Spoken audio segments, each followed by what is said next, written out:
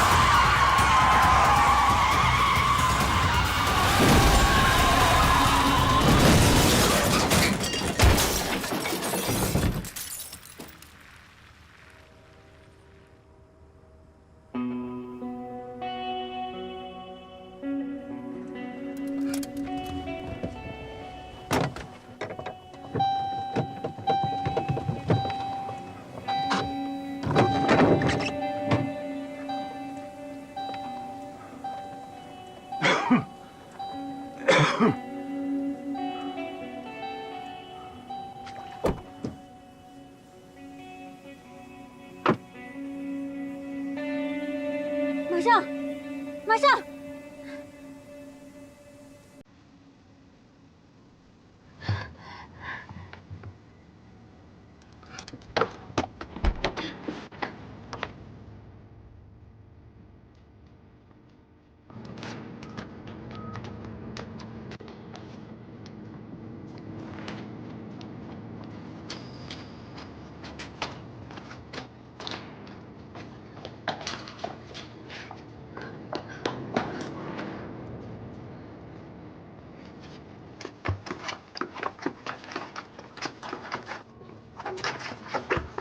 别动，放开人质！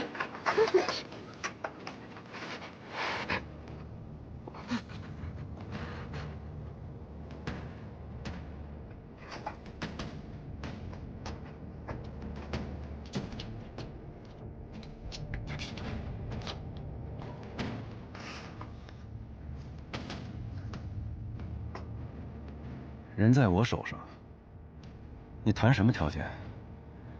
把枪放下。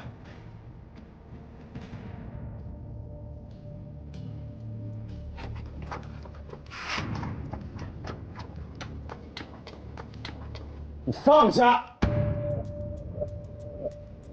放下！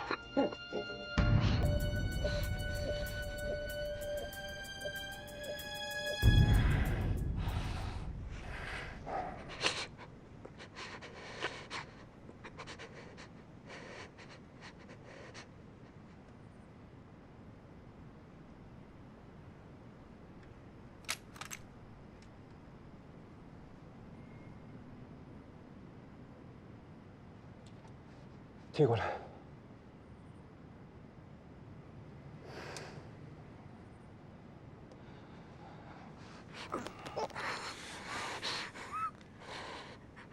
他快不能呼吸了，踢过来。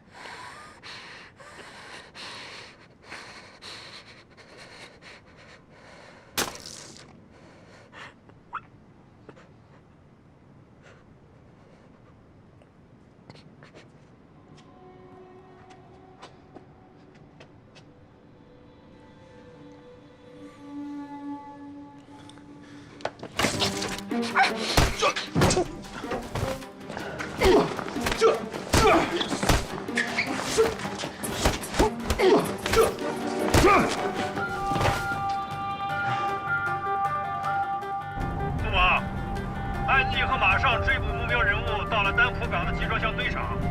对方挟持了人质，但是我现在联系不上他们，你立刻到现场增援。收到，宋军。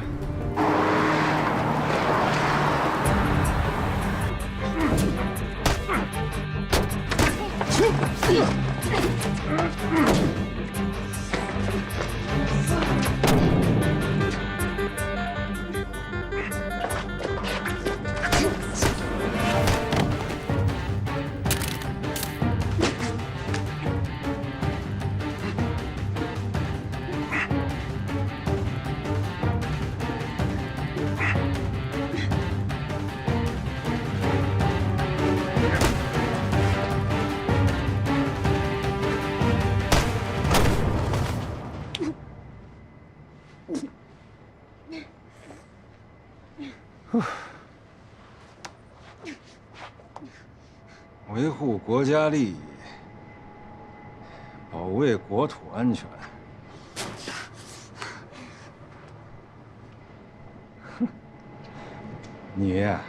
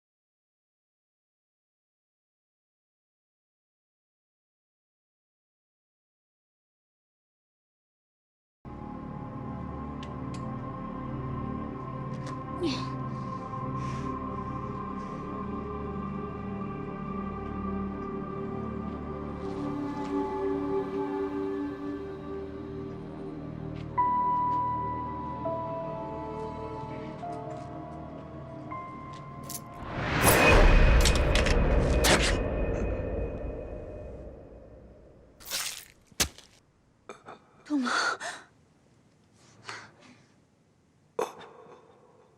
东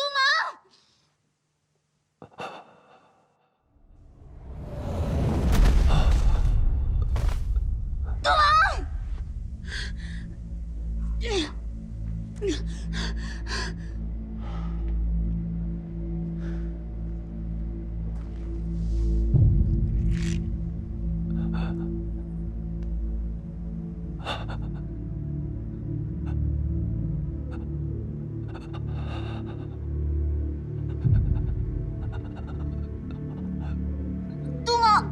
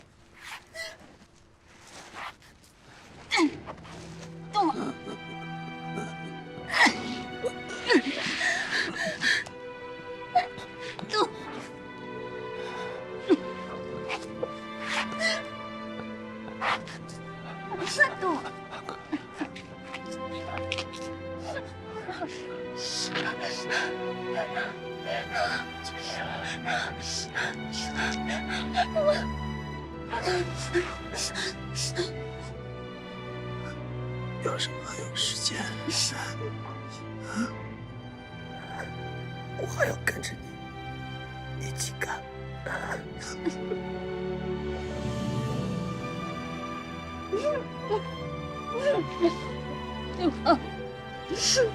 大妈，我没撑住，我没力，我没力，不要撑住，我没力。收到，阿珂。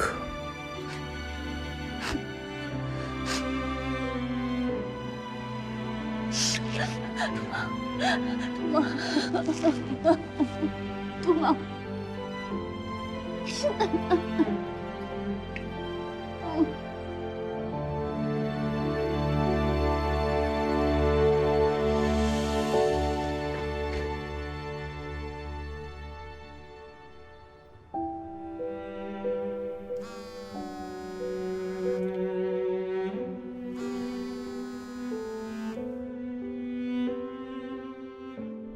马上，你和安静的电话一直无法接通，现在什么情况啊？人质解救成功，杜梦受伤了，陈伟跑了。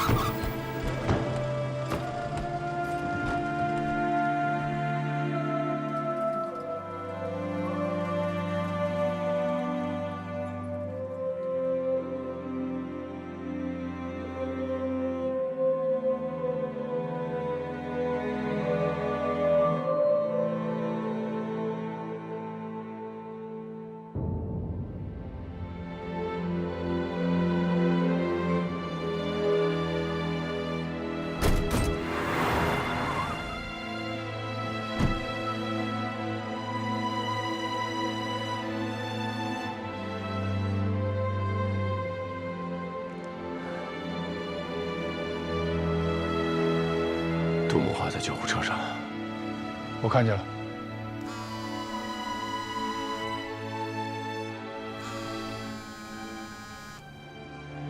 喂，宋局，猛男走了。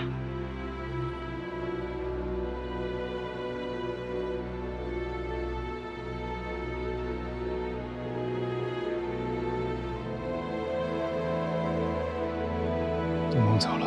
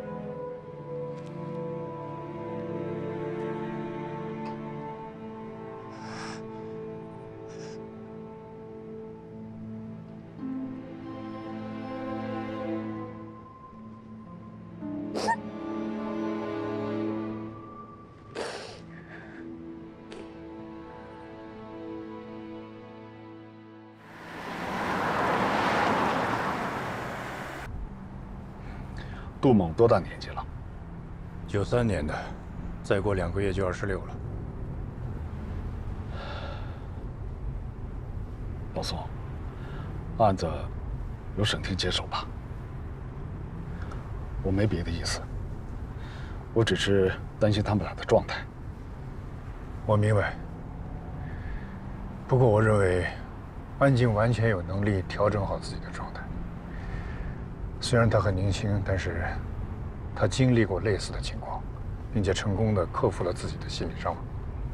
他父亲的事，包括马上，对他的能力、他的职业精神，你都是认可的。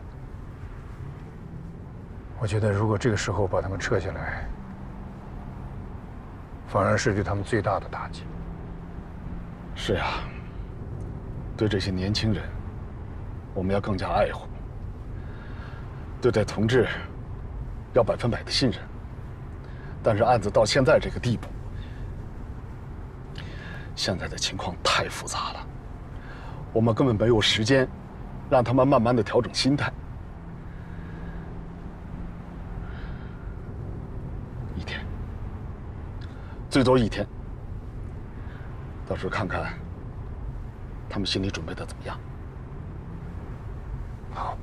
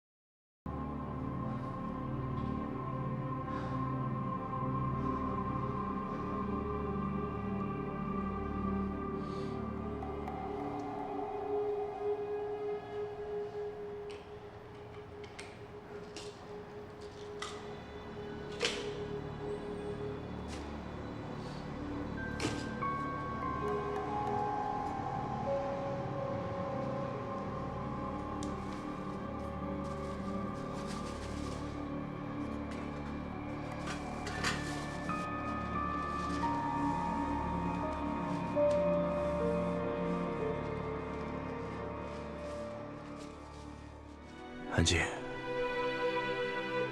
咱们俩在这待了整整1夜了。作为一名国安，我已经做好了接受一切的心理准备，但我到现在还是接受不了杜梦离开了这件事情。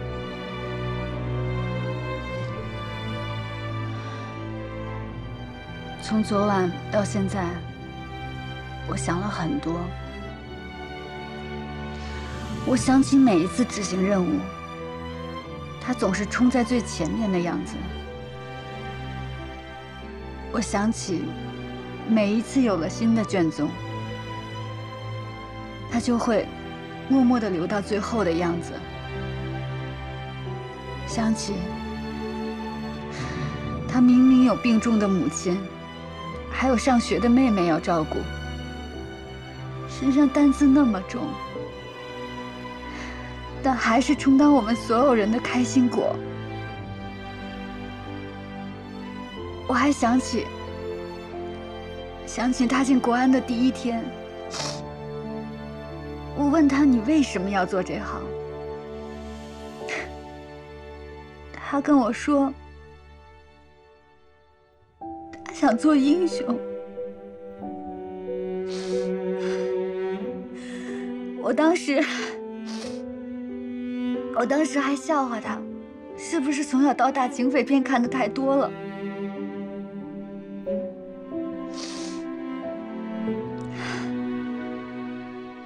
他说，我们就是普普通通的一群人，履行着保卫国家安全、守护国家利益的职责。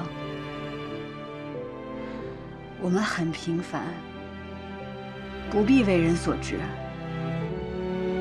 英雄只是一种名声，每一个国安战士都是无名的英雄。他跟我说，他想做无名的英雄。他不只是无名英雄，至少我们会永远记住他。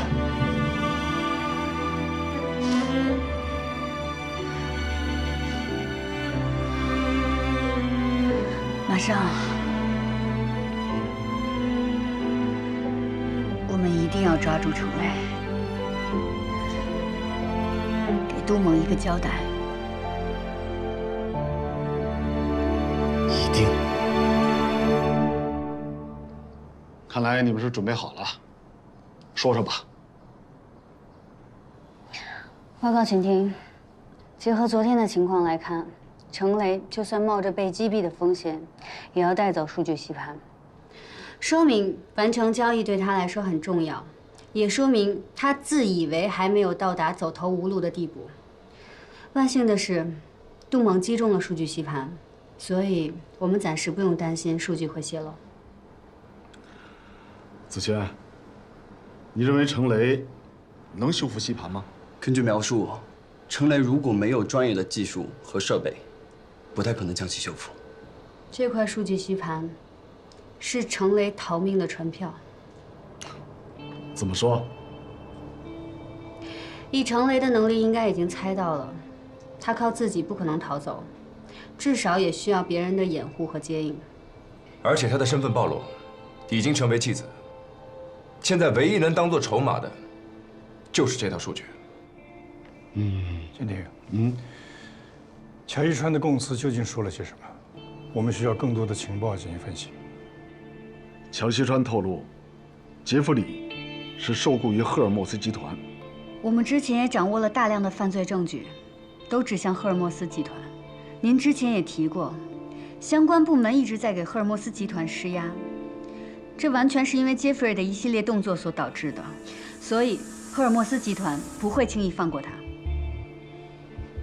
那就是说，陈雷和杰弗瑞，他们面临的情况是一样的。如果拿不到数据，就摆脱不了麻烦。可是，杰弗瑞完全可以派一个人来接应程雷，没必要非得亲自来吧？程雷现在已经是惊弓之鸟了，他不会相信任何人的，所以我认为他一定会让杰弗瑞亲自出马。看来你们确实是做好准备了。2个小时之前，程雷盗走了一辆社会车辆，现在正往东北方向逃窜。东北方向，他要回双清。就目前的情形看，很有可能。现在省厅和市局的同志正在。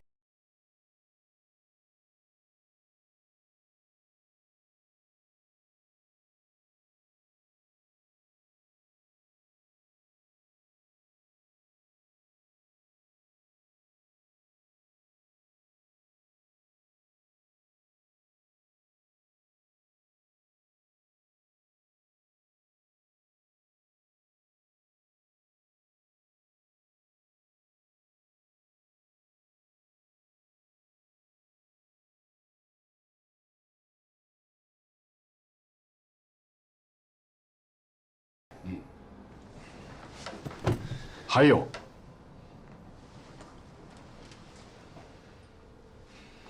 杜猛的牺牲，不是你们任何一个人的责任。我想提醒你们的是，一切要以任务为重。虽然是和平时期，我相信你们每一个人进入国安，开始从事侦查工作的时候，心里都做好了牺牲的准备。要记住，只有胜利完成任务，牺牲才有意义。 才能告慰牺牲的战友，明白？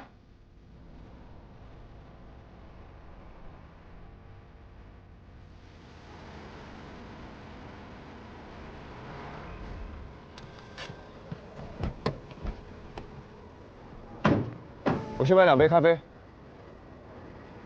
不用了。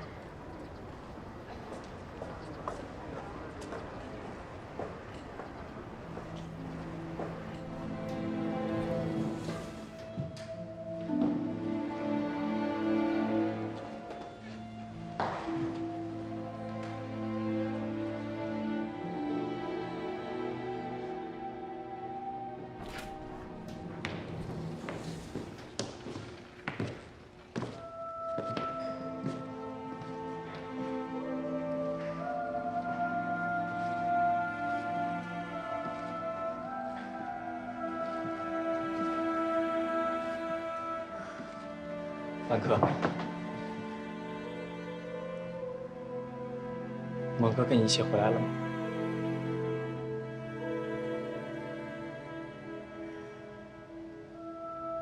他跟宋局在一起，晚点就到。我给大家介绍一下，贺子轩，总部来的。你等一下，带他到控制室。 调试一下设备，之后由他负责专案组的技术支持。明白。你好，麻烦你了，请跟我来。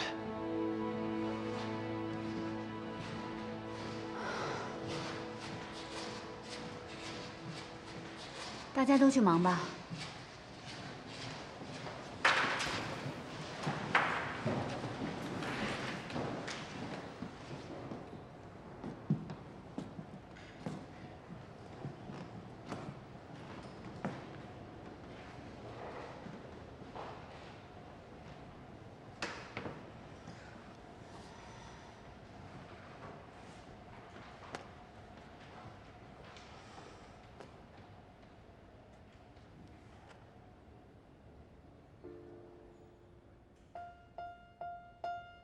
当当当！嗯，你不是走了吗？就知道你又要加班，先吃吧啊，吃完了再忙。好香啊！平时没白疼你啊。静姐，跟你八卦件事儿呗。你跟马尚谈过恋爱？谁跟你说的？贺子轩。不是，我就随便一问啊，你要不想说，我就不问了。那你们俩现在什么情况？不是，我就是看他老冲你挤眉弄眼的，感觉好像什么情况都没有。我们现在就是同事关系，可以不要再传我的八卦了吗？可以，没问题。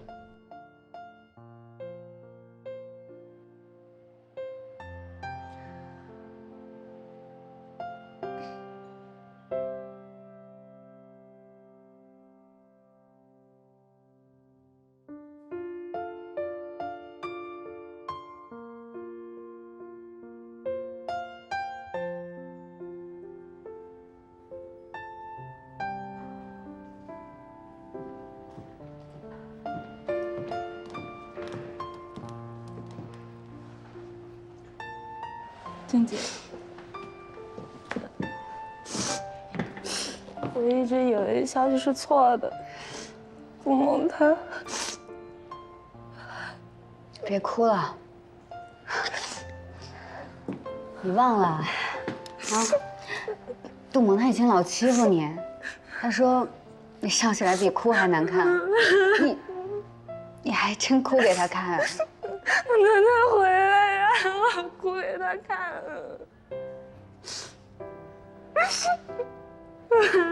小李，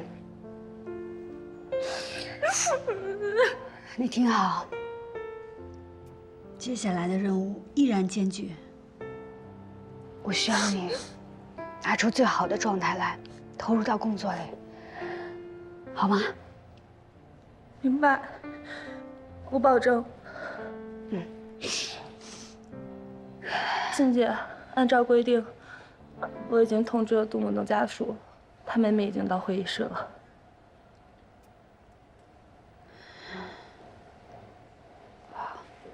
好。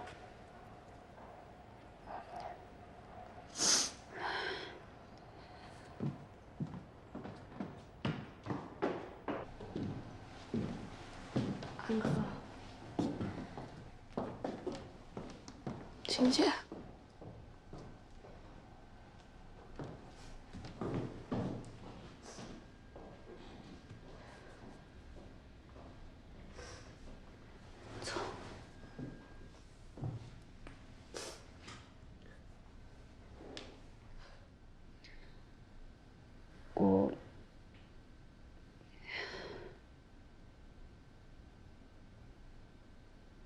我当时被罪犯控制了，是你哥赶过来救的我。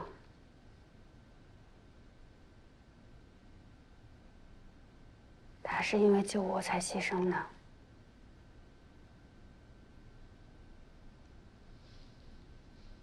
他的秘密就告诉过我一个人。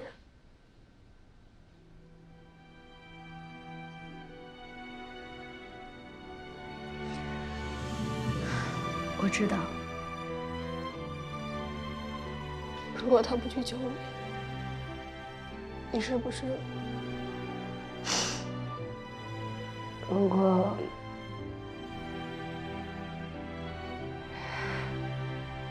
不是他救我，我可能就回不来了。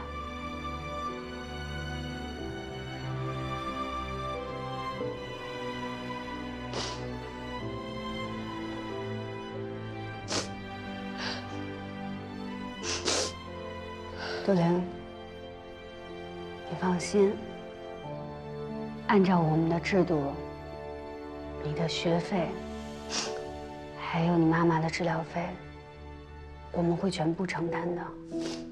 不用了，我哥说了，凡事都要靠自己。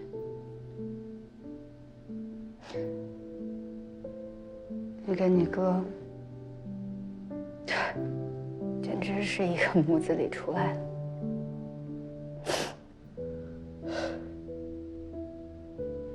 妈妈知道这件事了吗？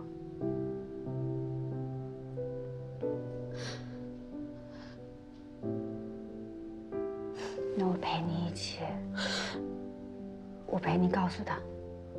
他本来身体就不好，现在有一个人在医院，没有人陪他。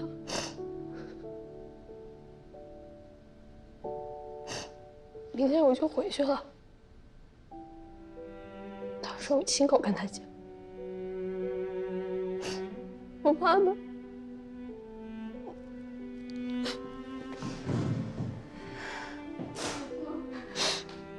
对不起。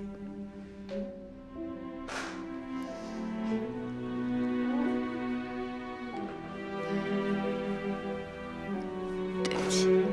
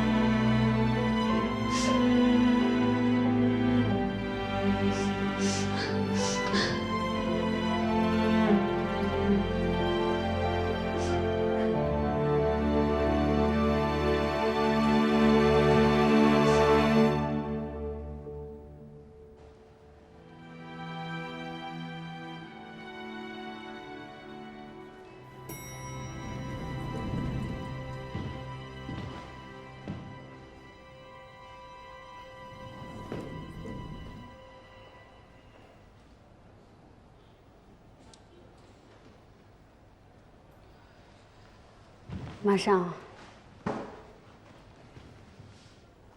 你有信心完成这个任务吗？这个任务必须完成，为了国安的职责，为了杜牧。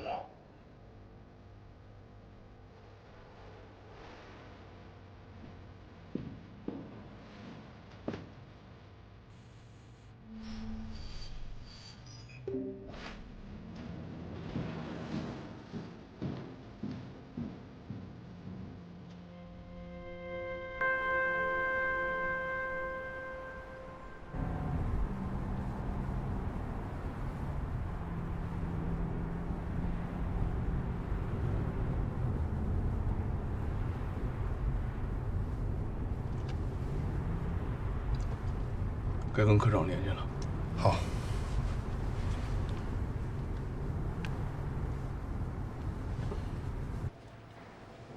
安康，目标正在前往双清市区。收到，已接收监控画面。往左，老六，小李，欢迎加入暴风眼行动。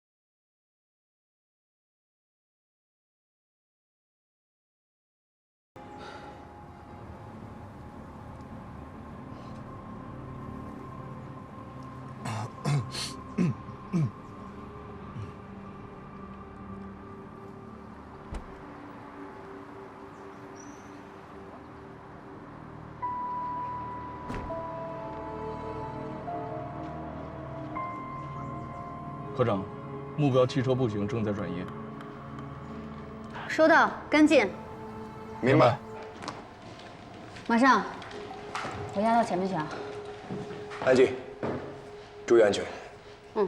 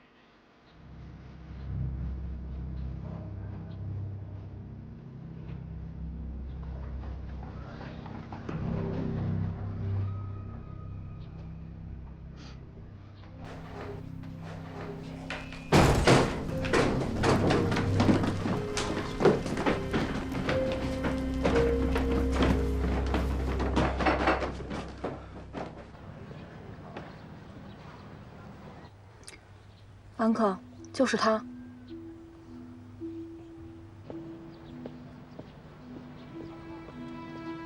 咱们再多给他点压力。这样正好，让他猜不透我们到底咬得有多紧。明白。B 组收到回复。 B 组收到。目标正在离开小区，跟进。 我竟然没想到，一组冰冷的数据，竟然要以那么多人的鲜血为代价。科学，不就是为全人类而服务的吗？早知道是这样，我宁愿不做这个项目。这绝对不是您的错，我也是到今天才完全理解，为什么资源和战争两个词总是一起出现。在这个世界上，不知道还有多少沉睡者。 在蠢蠢欲动呢。这个技术关系到国计民生，更关系到国家安全。因为这个技术的突破，我们国家的力量才会更强大一些。这也就意味着我们能更好地保卫和平与安全。政府与鼎华的合作正式展开，我们一定会为鼎华营造一个安全的科研环境。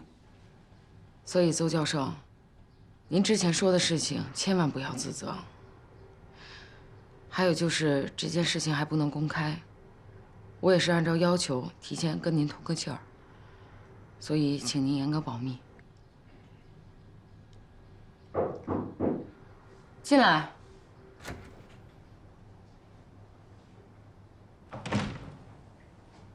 林总。好，林总，没什么事儿，我就先告辞了。谢谢您。我送他。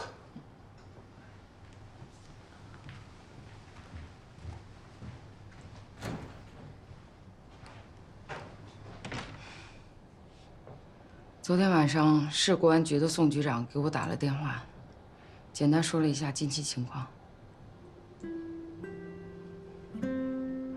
这段时间你是怎么一个人扛过来的呀？你做得很好，辛苦了。所以，你的事儿现在是个什么情况？ 他们跟我说，事情调查清楚之后，我还要出庭作证。我自己也犯过一些错误，所以很有可能。苗总，你还愿不愿意留在鼎华工作呢？鼎华对我来说是我的一切，可是我现在这种情况，适合留下来吗？我知道。 调查和判决的过程肯定会非常漫长，但这段时间你有权利工作呀。如果最后的判决结果是你不得不暂别鼎华，我希望你知道，鼎华的大门永远为你敞开。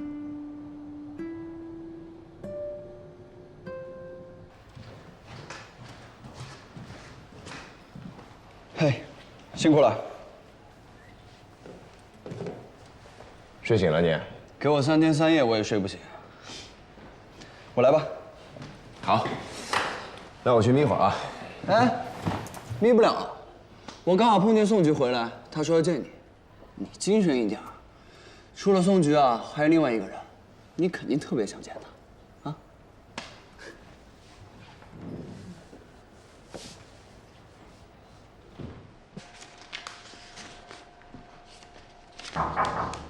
请进。哎，宋局啊，您找我？你坐吧。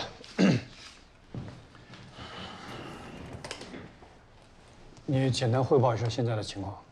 是，今天上午，陈雷进入了一处居民区，应该是他事先就设置好的安全屋。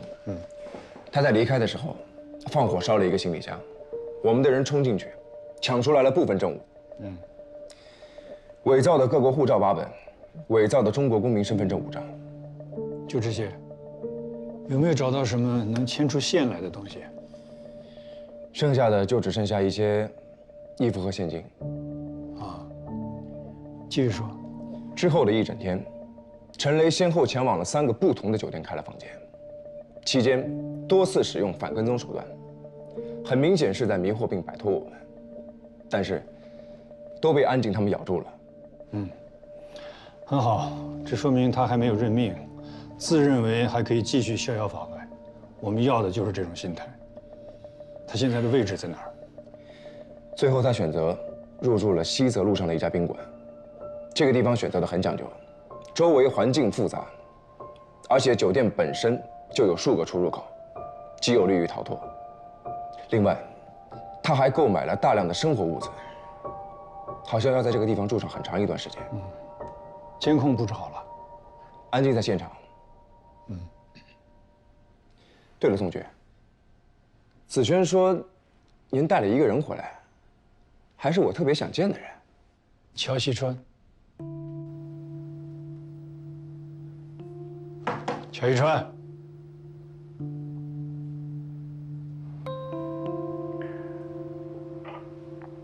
我能要求我的待遇再好一点吗？考虑到你的身体状况，省厅的同志没有对你进行高强度的讯问，把你押送到这儿来，也尽可能提供了舒适的交通条件，对你还不算好吗？别忘了，你可是犯罪嫌疑人。很多问题你可能已经回答过了，但是我知道，你们有你们的规矩嘛。你的名字到底叫乔西川还是徐鹤，或者和平？干我们这行的名字有那么重要吗？对吧，马总？这个问题你应该可以理解的。正面回答问题。我的出生证明上写的是Simon楼，不过我觉得你们还是叫我乔西川吧。这个名字我已经习惯了，而且你们叫起来也顺口一点。也就是说，其他2个身份，你并不否认是假扮的。乔西川，我们有很多的问题要问你。先从这儿开始吧，你是怎么走上这条路的？我是2代移民，在国外出生，在国外长大。我父母都是生意人，从小就带着我全世界各地跑，没几年就换一个国家，这些我都交代过了。而且那个时候的事儿，我真的不想再提了。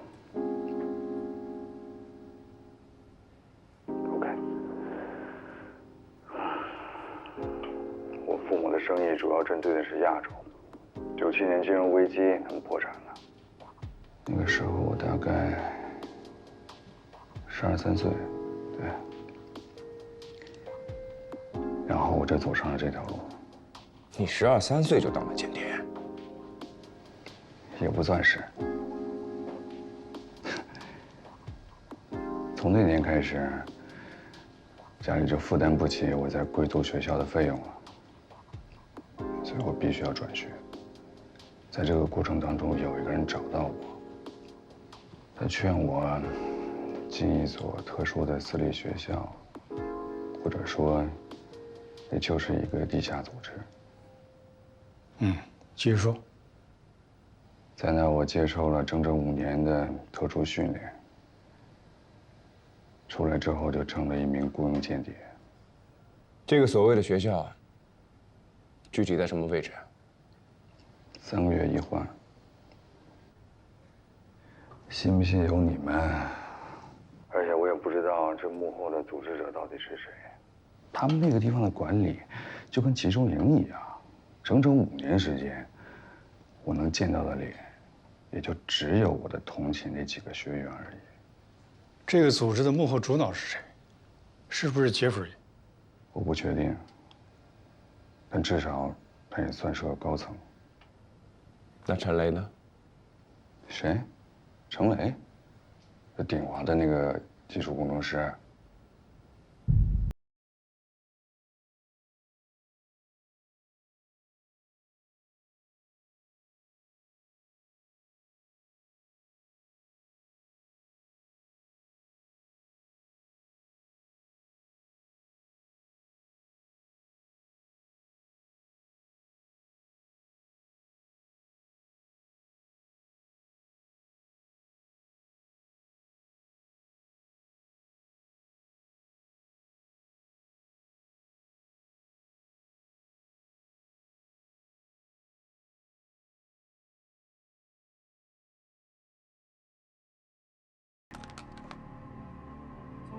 对方15号雷姆射门的部位位置来看，还是国奥队主场队员在禁区外的防守没有注意盯人。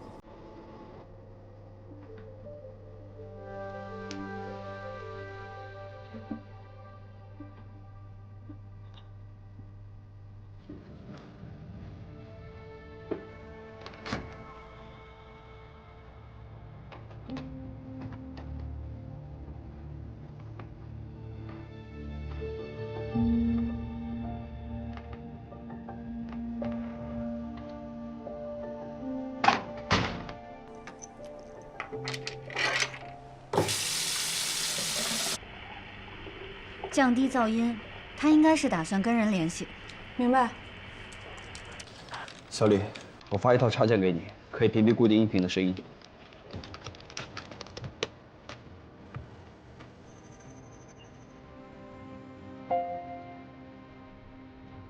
试试能不能直接截获通讯信号。子轩，附近的信号人太多了，帮我们甄别。收到。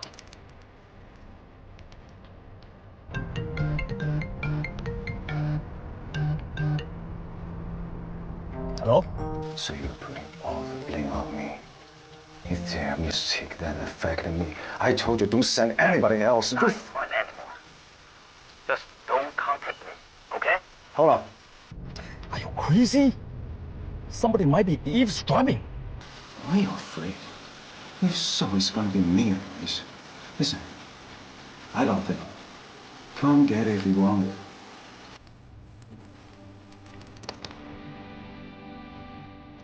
安哥，截获通讯信号。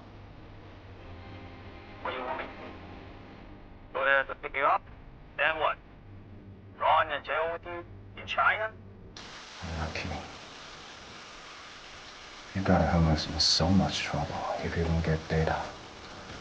Well, they won't let you off. Your situation is not much better than mine, huh? Maybe. I will deal with it myself. Yeah, think about that. I'll call you. 完成定位了吗？程雷的可以，但是杰弗瑞的不行。是因为他在境外吗？有可能。如果还有机会，我再试试。静姐，听杰弗瑞的意思，他根本不打算入境。不一定。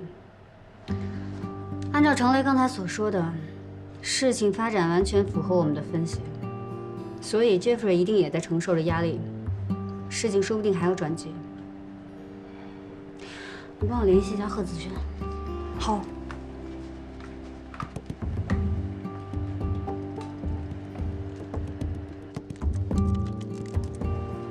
贺子轩，帮我个忙。收到，请讲。你有没有可能通过刚才2个人的通话录音，分析模拟出来2个人的声音特质？说实话，把握不大。第一，他们没有交谈几句，词汇量太少，很难捕捉发音特征。第二，有噪音干扰，会影响模拟的准确度。明白。对了，宋局从省厅把乔西川带回来了。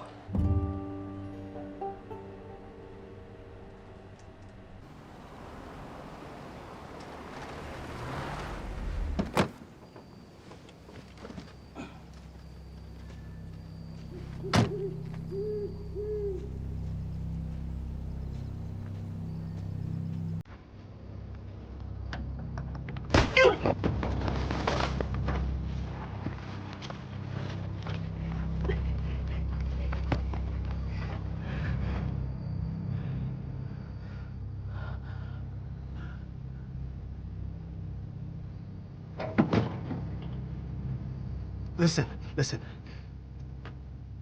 I'm here only to pick up something. I'll leave soon. You can just pretend you never saw me. Name your price. I'll pay cash. They told me you're the best in the industry. You don't deserve this glory, looking like a homeless with your unloaded gun. Violence is not the solution. Everything's business, all about money. There's no point to put a sniper on me. Spare my life, then we can talk. Get in the car. I don't want to be carrying your dead body. I have the leverage to negotiate.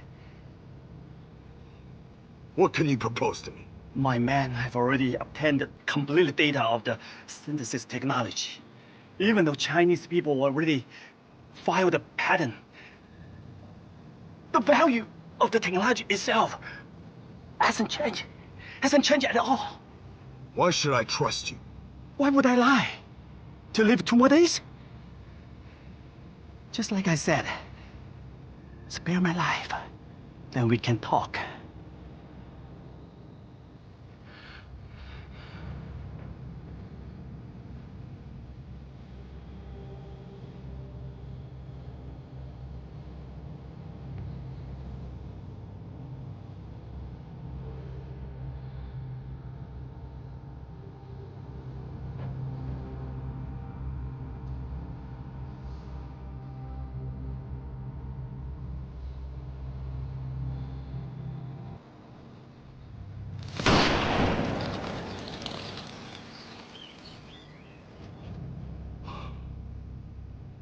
Your snores are too loud.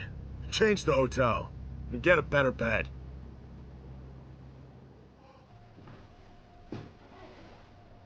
虽然乔西川现在说的天花乱坠，但你们有没有想过，他可能说的没有一句实话？也不是没有可能，但是从逻辑上来讲，他编这些谎话没有任何意义，反而会牵扯出他更多的犯罪记录，加重自己的罪责。而且他还交代蝙蝠是他的同期学员，这一点省厅那边正在核查，很快就会有结果。他为什么要交代这些呢？我确实问过他这个问题，他的回答只有3个字：没意思。没意思。我觉得他可能指的是所有的事情吧。他现在处于一种极端消极的态度，既不抗拒也不配合，想到哪儿说到哪儿。整个问讯过程，就像听他讲故事一样。今天刚才来电话了，蝙蝠开口了。他承认有这么一个组织存在，但是跟乔西川一样，声称自己对这个组织了解不深，也不知道杰弗瑞是不是最高级别的幕后主使。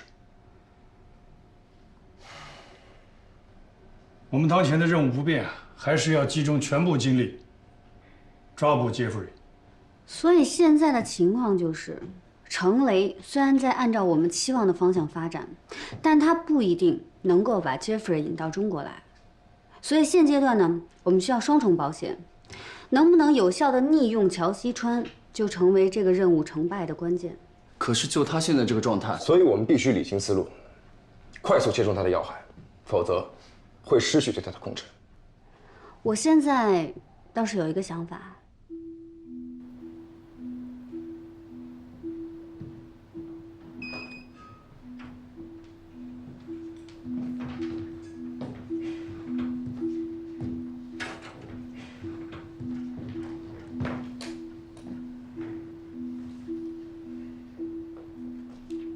今天看起来精神多了，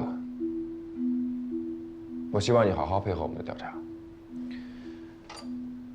或许给多一点自由会更好。自由属于遵纪守法的人。乔西川，配合还是抗拒，决定你今后的命运。在问讯开始之前，我希望你考虑清楚。 给他一点甜头，他马上就想要更多。宋局，看来没起作用。嘴里能说出“自由”2个字，就说明他已经恢复欲望了。有欲望就有突破口。乔西川，你现在已经是罪行累累，并且我们也掌握了确凿的证据。今天，希望你能一桩一桩的。 把它交代清楚。咱们先从10年前开始说起吧。10年前，国家开始收紧了稀有资源的相关政策，加大了对非法倒买倒卖行为的打击力度。也就是那个时候，你的搭档被国安局盯上了，是吧？为了掩护他逃走。 你雇佣了一个叫樊德伟的货车司机，让他在关键时刻撞停负责跟踪的国安车辆。你给他的报酬，就是替他女儿治好白血病，是吧？结果，樊德伟因为太害怕，事先喝了很多酒，没有控制好撞车的力度，直接导致对方车中。 国安侦查员安慰，当场身亡。我只想让樊德伟撞停对方就行了。出了这样的意外，我也控制不了。我只能向死者家属道歉。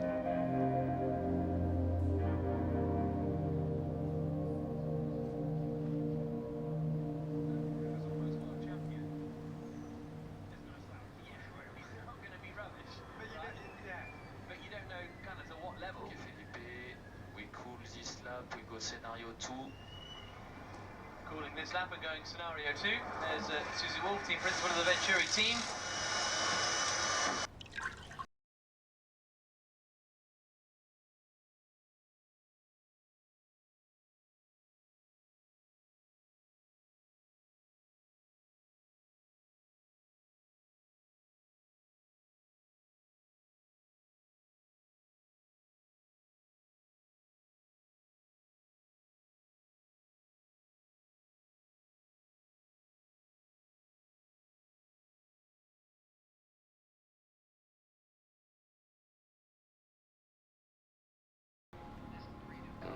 What's wrong?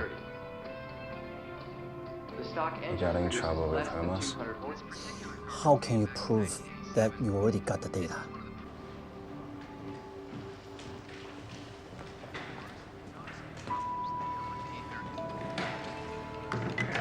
What I said is true.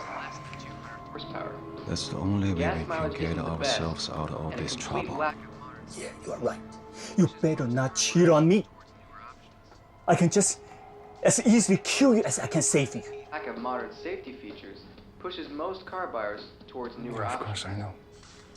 Can you make sure nobody is currently watching you? I can still call you right now, so I am temporarily safe. And at the time, they were running a 6 Series, which really wasn't cutting it anymore compared to some of the competition from Mercedes. So they looked at the small gauge Motors, and that a very 不好意思啊，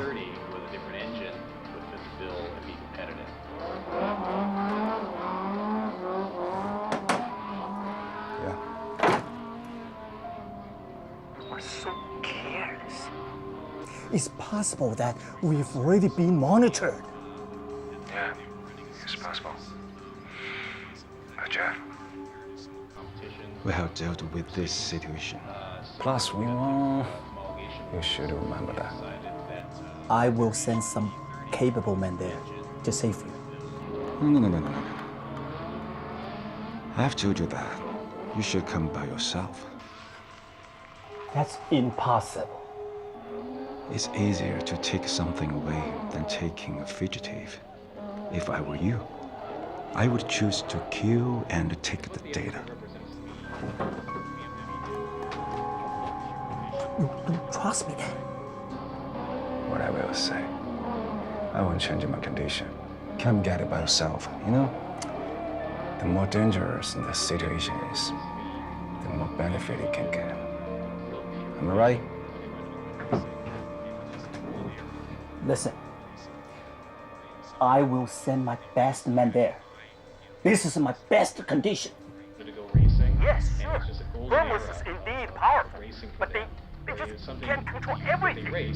I have earned enough to hide somewhere for several years. But what about you? Think about it. Audi, and they were drawing huge crowds. 宋局，情况不妙啊！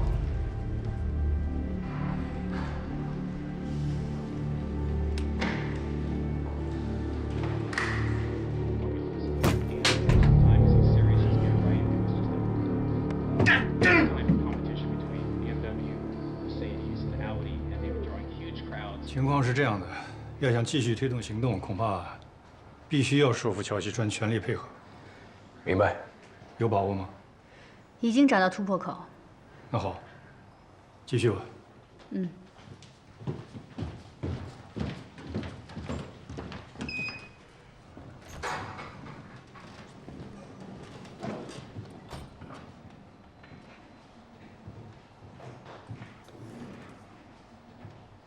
我们可以继续了。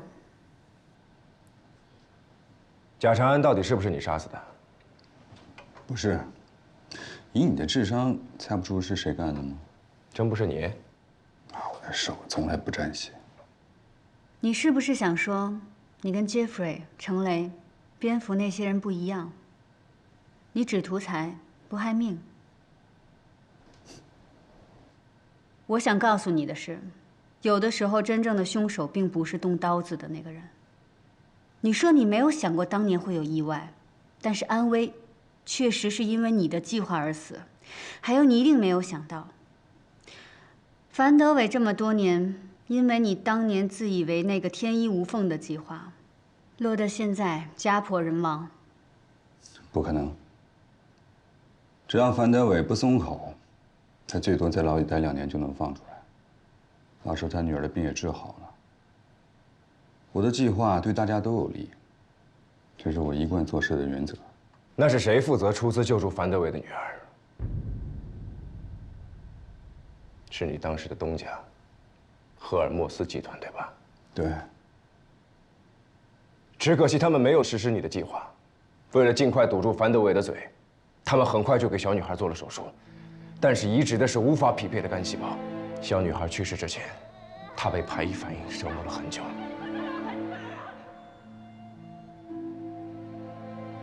不可能，你骗我！我们没有必要骗你。你的那个原则有什么用？你才是真正杀死小女孩的那个凶手。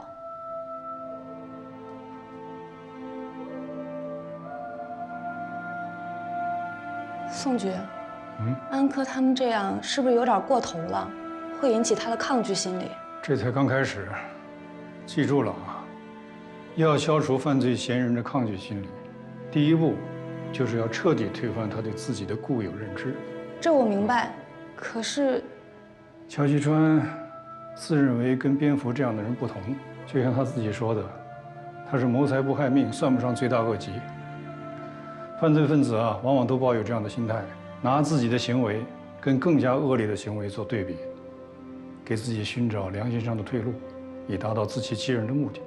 所以，就是让他明白，他跟那些人根本没有区别。我再告诉你一件事吧，我们查到，当年你费尽心思掩护的那个搭档，因为一桩走私任务被走私船的老板黑吃黑，推下了海，死了。就是因为你当年的自作聪明，不然那个人可能不会死。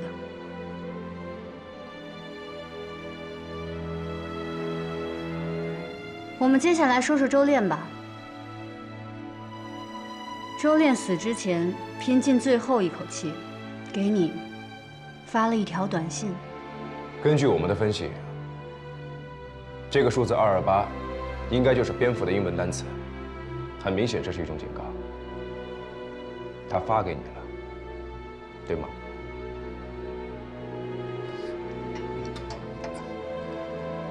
到底发生了什么事儿？蝙蝠并没有直接得手，但他的出现让周炼很恐惧，恐惧让他慌不择路地逃跑，在横穿马路的时候遭遇了车祸。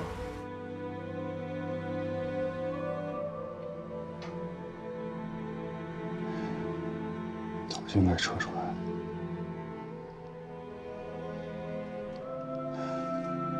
你跟周炼是什么关系？那我这样问吧，一个为钱卖命的间谍，是为什么在最后关头拼死的还在警告你？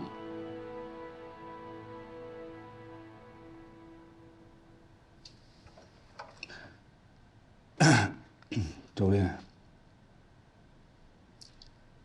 他不算是职业间谍，他很聪明，但就是太爱钱了，所以才认识我，被我利用。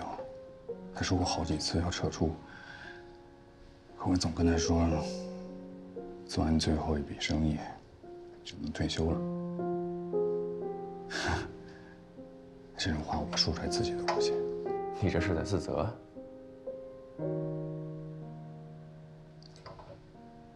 算是吧。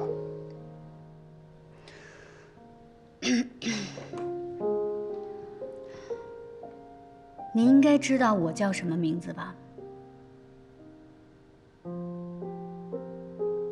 我叫安静。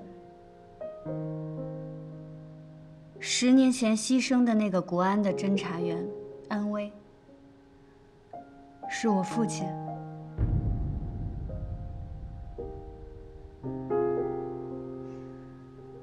按照你的那套逻辑，可能在你看来，杀害我父亲的人并不是你。樊德伟女儿的死也跟你没有关系，你的那个搭档也不是，周炼也不是。但你可能根本没想过，我父亲的死，对我跟我母亲造成了多大的伤害。你也不会想到，樊德伟一家会落到今天这个下场。还有，你可能还在想着，也许有一天你可以在世界的哪个角落再重新见到你那个搭档。直到周炼的死，你应该已经意识到了吧？乔西川，直到今天，你仍然觉得你跟程雷、蝙蝠、Jeffrey， 你跟他们不是一类人吗？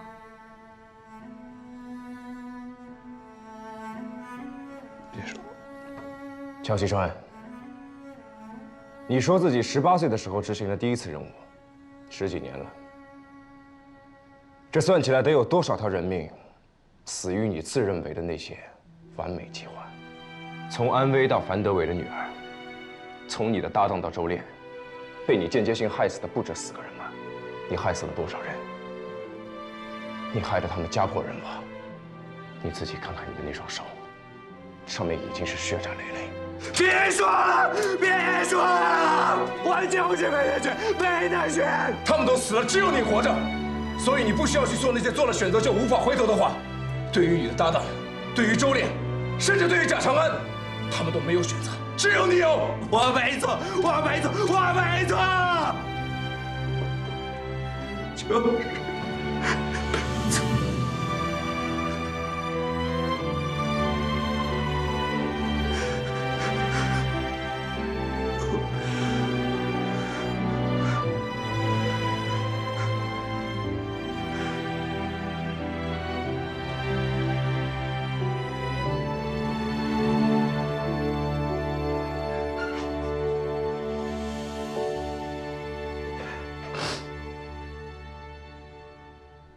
们沈洛那么久，是想让我帮忙是吗？准确的说，利用。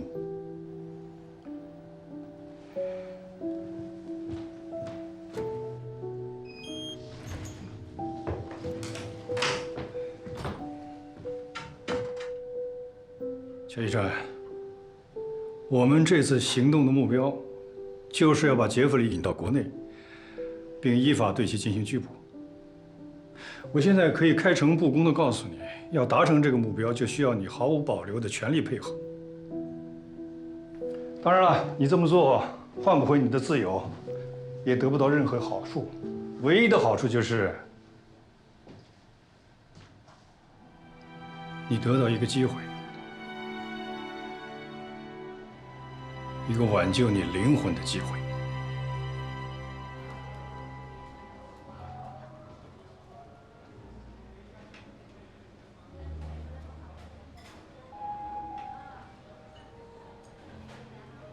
没时间睡觉，总得吃点东西吧？你也多吃点。你在想什么？ 我想我爸爸。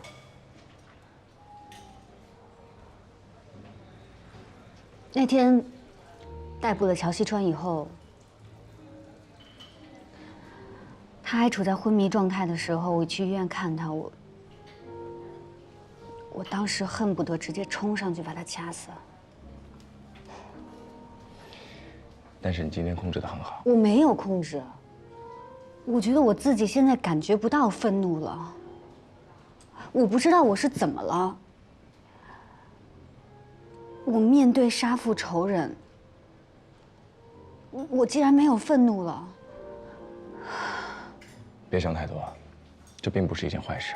麻木还不是坏事吗？这不是麻木，你只是自己和自己和解了。这么说吧，当时你在医院的时候，如果不是身份和职责， 你真的会掐死他吗？哪怕要去坐牢，你也不管不顾。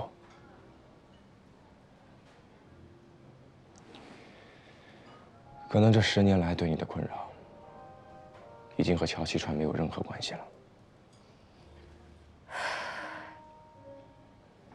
我可不是在为他辩解啊。其实我想说的是，这10年来，你最恨的人。 折磨你最多的人，会不会是你自己？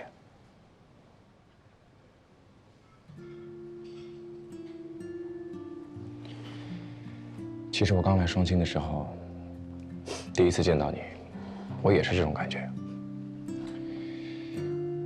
只不过那个时候，我还没有想明白，就觉得你和以前不太一样。这不只是工作上的历练。 还有你自己身上的那股劲儿，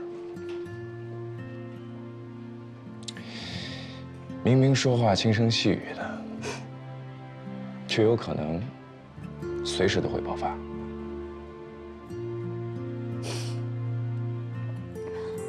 你知道原因吗？那你知道吗？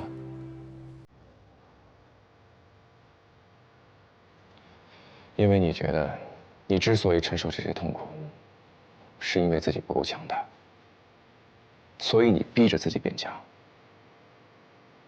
去保护身边的人，保护苏阿姨，保护市局的同事，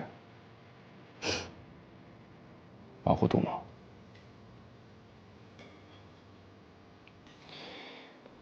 你希望身边的所有人都不用再去经历你经历的那些痛苦。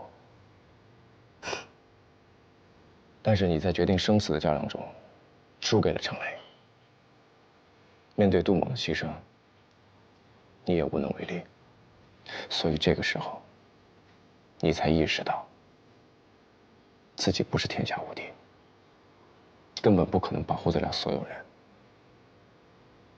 10年了，你用来鞭策自己的目标，根本无法实现。别再说了。安静。没有人是完美的，也包括你自己。如果这件事情你已经尽了最大的努力，那就心平气和的去接受。我知道你内心一定同意我的看法，要不然刚才面对乔西川的时候，你不可能那样的平静。所以这就是我为什么说你自己和自己和解了。